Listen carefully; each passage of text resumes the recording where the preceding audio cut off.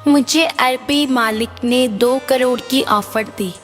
मैं शादीशुदा थी, मगर 2 करोड़ का सुनकर मेरी नीयत बदलने लगी और फिर मालिक से 10 दिन की मोहलत मांगी और सोचने लगी, क्योंकि इतनी सारी रकम सारी ज़िंदगी भी नहीं कमा सकती थी, और अरबी का ऑफ़र कबूल कर लिया। मगर पहली रात ही मेरे होश उड़ गए। अरबी ने मैं पूरी रात सुकून से सो नहीं पाई थी। आंखें बंद करती तो नोटों की गड्डियाँ मुझे नज़र आने लगती। आंखें खोलती तो वही पुराना सा कमरा और छत पर लगा पंखा नज़र आने लगता, जो पुराना और ख़राब होने की वजह से इतना हल्का चल रहा था। चलने के बावजूद पसीने से तर हो चुकी थी। मैं एकदम ही उठकर बैठ गई। अपने बराबर नज़र दौड़ाई तो मेरे बराबर मेरा पति इस गर्मी और बहुत पसीने से बेखबर सो रहा था। कल तक तो मैं भी थकान से चूर गर्मी में भी सो जाया करती थी, लेकिन जो वाक़या आज मेरे साथ हुआ था उसने मेरी नींद उड़ा के रख दी थी। मैंने अपने अरबी मालिक से बस 2 दिन की मोहलत मांगी थी, और मैं जब से घर वापस आई थी लगातार सोच रही थी कि क्या करूं क्या न करूं। 2 करोड़ कोई छोटी रकम तो नहीं होती, बहुत बड़ी रकम थी। मेरे तमाम मसले और फिर मालिक के 2 करोड़ की वजह से हल हो सकते थे, लेकिन इस रकम के लिए जो चीज़ उन्होंने मुझसे मांगी थी वो भी छोटी नहीं थी, बहुत बड़ी बात थी। क्योंकि मैं एक शादीशुदा औरत थी, मैं कैसे उनके साथ वो सब कर सकती थी जिसका हर जाना देकर वो मुझे 2 करोड़ दे रहे थे। मैंने पहले तो मालिक की बात सुनते ही इनकार कर दिया था, लेकिन अगले ही पल मुझे अपनी गरीबी का ख्याल आने लगा। मैंने कहा, मुझे 2 दिन की मोहलत दो, मुझे सोचने के लिए वक्त चाहिए। वो कहने लगे, 2 दिन से ज़्यादा का वक्त नहीं दे सकता, मुझे आप 2 दिन तक जवाब दे दीजिएगा। मैं हामी भर ली और घर लौट आई। जब से घर आई थी मेरा सारा ध्यान मालिक की इसी बात को सोचे जा रहा था। मैं एक फैक्ट्री में जॉब करती थी, वहाँ बच्चों के रेडीमेड कपड़े तैयार किए जाते थे, और मैं उन औरतों पर सुपरवाइज़र थी जो वहाँ कपड़े सिलाई करती थी। हालांकि मुझे पहले भी 2 औरतें सुपरवाइज़र का काम अंजाम दे रही थी, लेकिन मालिक जिस कदर मेरे साथ नरमी और प्यार से पेश आते थे, बाकी स्टाफ के साथ उनका रवैया ऐसा ना था। वो बाकी वर्कर से सख्त लहजे से बात करते थे। मैं पिछले 6 महीने से जॉब कर रही थी, और उस महीने में मालिक जितनी मेहरबानियाँ मुझ पर कर चुके थे, मेरे साथ साथ ऑफिस के दूसरे नौकर भी हैरान थे। अक्सर औरतें मुझसे ये कहने लगी थी कि हम इस ऑफिस में पिछले 3 साल से काम कर रही हैं, लेकिन मालिक ने हमारी तनख्वाह तो नहीं बढ़ाई, और तुम्हें नौकरी करते हुए अभी कुछ ही महीने हुए हैं और तुम्हारी तनख्वाह भी बढ़ा दी, तुम्हें बोनस भी दे दिया। ऐसा भी तुम क्या काम करती हो? मुझे खुद मालिक की इस किस्म की मेहरबानियों की वजह समझ नहीं आ रही थी। एक औरत कहने लगी, बस मालिक इस लड़की की खूबसूरती पर मर मिटा है, इसीलिए मेहरबानियाँ इस पर हो रही हैं, वरना इस लड़की में दूसरी कोई खूबी तो नहीं है। ये बात सुनकर मुझे इस पर गुस्सा आने लगा। मैंने कहा, ज़बान संभाल कर बात करो। अगर मालिक मुझे तुम लोगों से ऊपर रख रहे हैं तो जाकर मालिक से पूछो, मुझ पर इल्ज़ाम लगाने की ज़रूरत नहीं है। मैं भी चिल्लाकर बोली थी। मेरा लहजा तेज हुआ तो बहुत से स्टाफ के लोग जमा हो गए। औरतें भी मुझसे लड़ने लगी। बात मालिक तक पहुंच गई। जब मालिक वजह पूछने लगे तो मेरे बिना लिहाजा और सन के वो सारी बातें मालिक को बता दी जो औरतें उनके बारे में कह रही थी। जब सबके सामने बातें मैंने बताई तो मालिक की घूरती नज़र सब औरतों पर थी, और वो औरतें मालिक के तेवर देखकर शर्मिंदा सी हो चुकी थी। मालिक ने कहा कि इस फैक्ट्री का मालिक मैं हूँ, मेरी मर्जी में जिसकी चाहे तनख्वाह बढ़ाऊँ। आप लोग कौन होते हैं किसी के चरित्र पे उंगली उठाने वाले? मालिक के गुस्से और लहजे पर सब औरतों की बोलती बंद हो गई थी। मालिक ने कहा, आइंदा किसी ने इस तरह की बातें फैलाने की कोशिश की तो मैं उसे नौकरी से निकाल दूंगा। मालिक की धमकी काम आ गई थी और मेरी जान को भी सुकून हो गया था। लेकिन शायद यह मेरी गलत सोच थी। चंद महीने बाद ही हकीकत जब मेरे सामने आई तो मैं चकरा कर रह गई। एक दिन मालिक ने मुझसे कहा कि फैक्ट्री बंद होने के बाद मैं ऑफिस में ही रहूं, कहीं ना जाऊं। उन्हें मुझे बहुत ज़रूरी बात करनी है। यह सुनकर मुझे हैरत हुई थी। जब तमाम वर्कर छुट्टी के बाद यहाँ नहीं रुकते थे तो मैं क्यों रुकती, और फिर वो भी अकेली, क्योंकि हुक्म सिर्फ मेरे लिए था। छुट्टी के बाद तमाम औरतें जा चुकी थी और दूसरे कर्मी भी जा रहे थे, लेकिन मालिक बड़े सुकून से अपने ऑफिस के कमरे में बैठे थे। मैंने जरा सा दरवाजे को खोला ताकि उनसे कहूँ कि जो काम है मुझे बता दें, वरना मुझे भी छुट्टी दे दे। मेरे दस्तक पर मालिक ने मुझे अंदर आने की इजाज़त दे दी, लेकिन मैं अंदर नहीं गई। बस दरवाज़ा खोला और दरवाजे की दहलीज पर खड़ी हो गई। मैंने कहा, मालिक जी कहिए, क्या कहना है आपने? तो कहने लगे, यूँ तो बात नहीं हो सकती। आप अंदर आकर यहाँ बैठें मेरे सामने, मुझे आपसे बहुत ज़रूरी बात करनी है।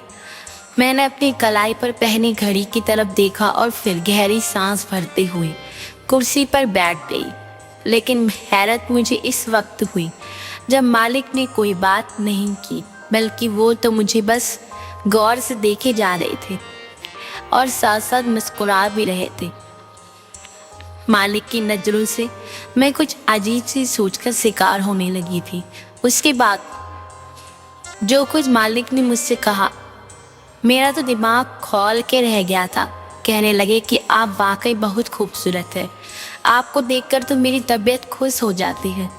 अपने मालिक की इस तरह की बात सुनकर मैंने उन्हें बड़े खतरनाक तेवरों से देखा था। वो शर्मिंदा होने के बजाय मुस्कुराने लगे। मैंने कहा, आपको शर्म नहीं आती मुझे इस तरह की बातें करते हुए? मैंने कहा कि मुझे आपकी नौकरी नहीं करनी। वैसे भी मैं इतनी देर तक यहाँ आपकी ये फिजूल बातें नहीं सुन सकती। मेरा पति घर पर पहुँच गया होगा, मेरा इंतज़ार कर रहा होगा। मेरे मुंह से ये सब बात सुनकर मेरे मालिक ने नज़रों से मुझे देखा था। कहने लगा, क्या आप शादीशुदा हैं? मैंने कहा, जी हाँ। मैंने देखा कि ये सुनकर मेरे मालिक के चेहरे पर अजीब शानदार और खामोशी हुई थी, लेकिन कुछ देर बाद पूछने लगा कि अगर आपका पति है और जॉब करता है तो फिर आप नौकरी क्यों कर रही हैं? मैंने कहा कि मेरे पति की तनख्वाह बहुत कम है, इसीलिए मैं अपने पति को सपोर्ट करती हूँ, इसीलिए नौकरी कर रही हूँ। हम दोनों कमाते हैं तभी हमारा घर चलता है। मेरी बात सुनकर वो बोला, ठीक है, आप जा सकती हैं, और अगर आपको मेरी कोई बात बुरी लगी हो तो मैं उसकी माफ़ी मांगता हूँ। आप कल से ड्यूटी पर आ जाइएगा। वो काफ़ी उदासी भरे अंदाज में कह रहे थे। मैं उठकर उसके ऑफिस से बाहर चली गई।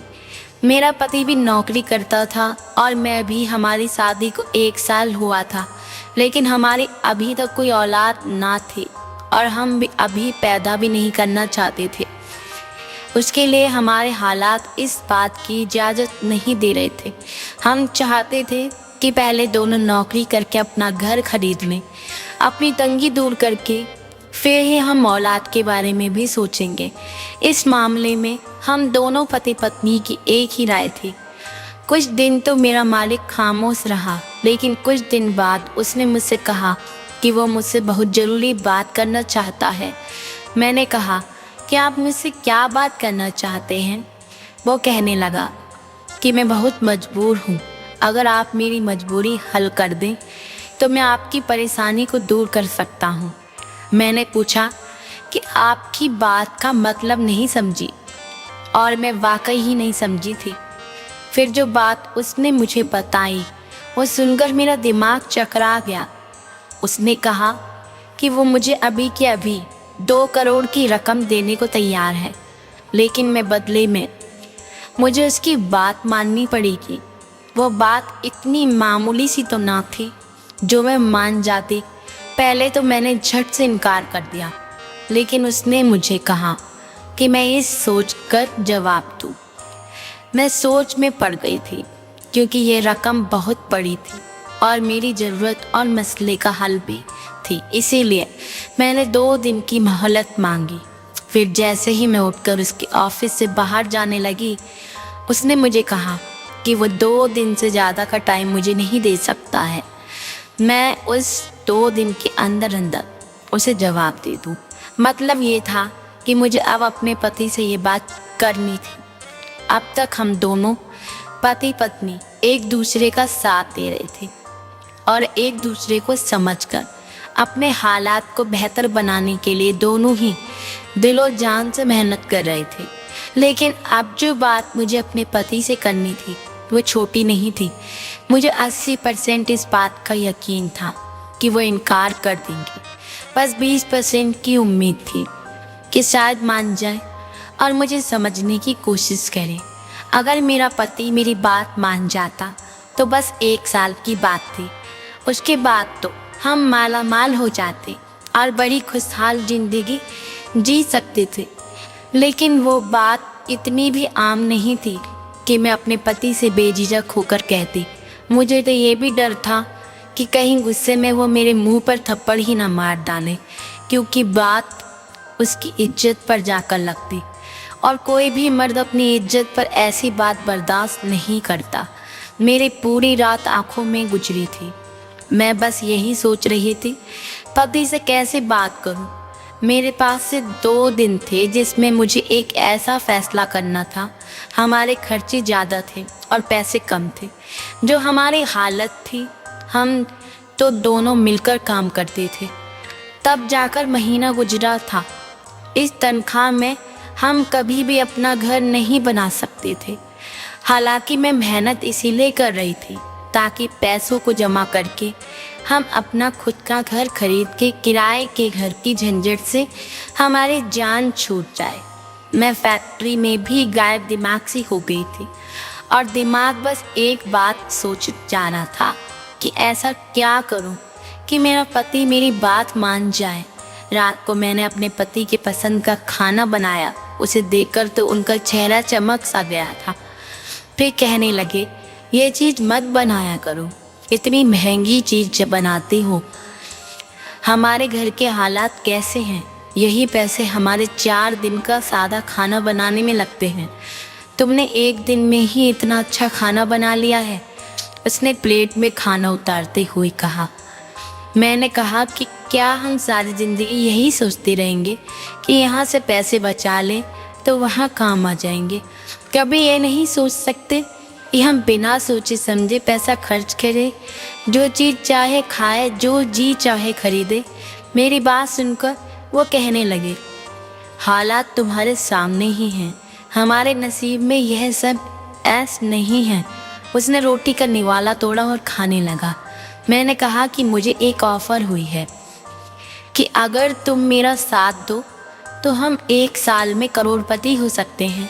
मेरी बात सुनकर वो खाना खाना भूल गया था। कहने लगा, क्या कहा तुमने? ऐसी कौन सी ऑफ़र हो गई है तुम्हें? मैंने डरते डरते धीरे धीरे से सारी बात बता दी।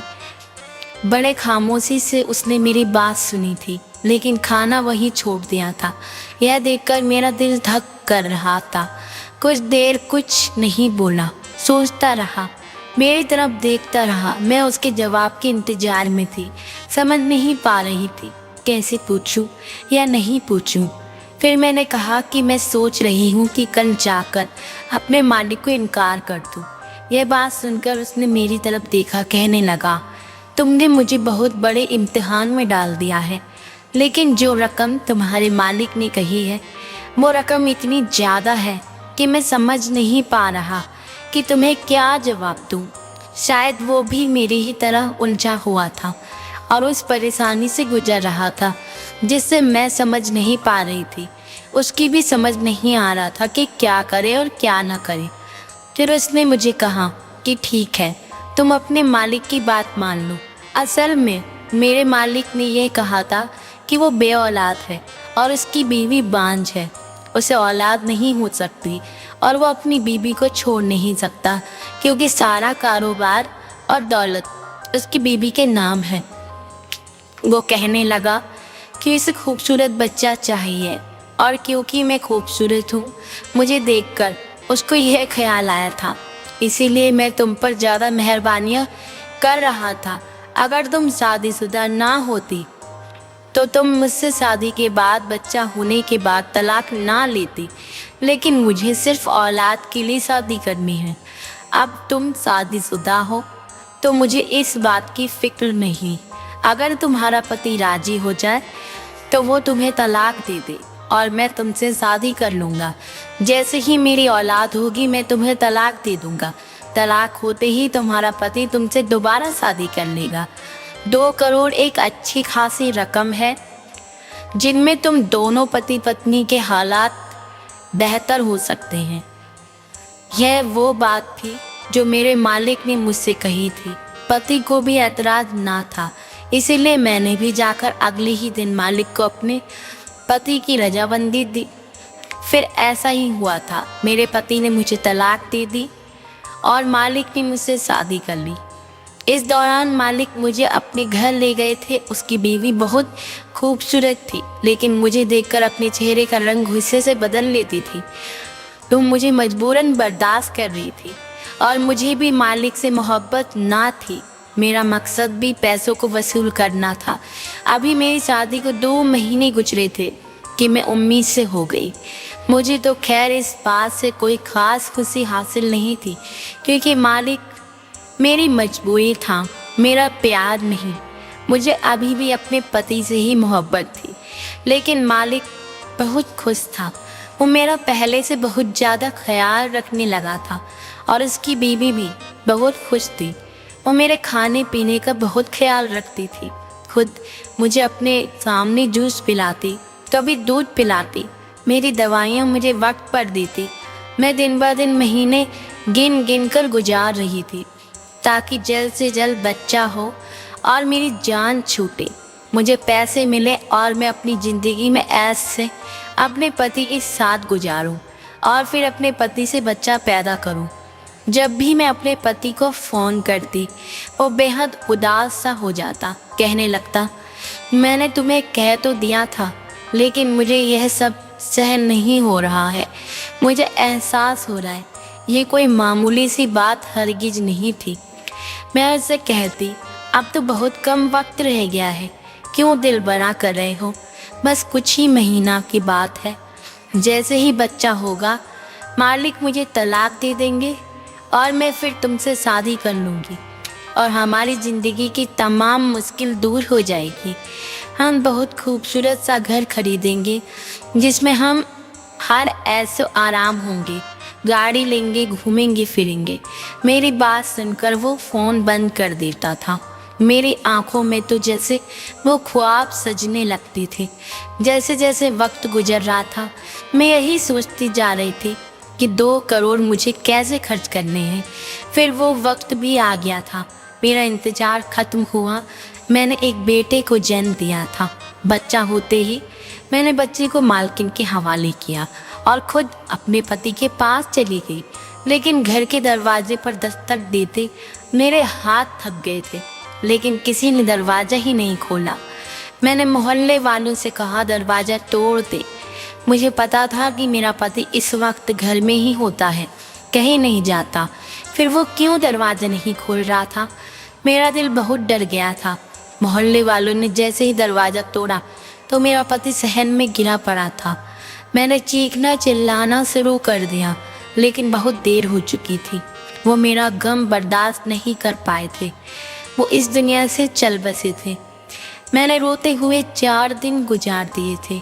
मेरे पास कोई रास्ता नहीं बचा था सिवाय उसके कि मैं मालिक के पास वापस चली जाती, उसे कहती कि वो मुझे सहारा दे, क्योंकि मैं उसके बच्चे की माँ हूँ।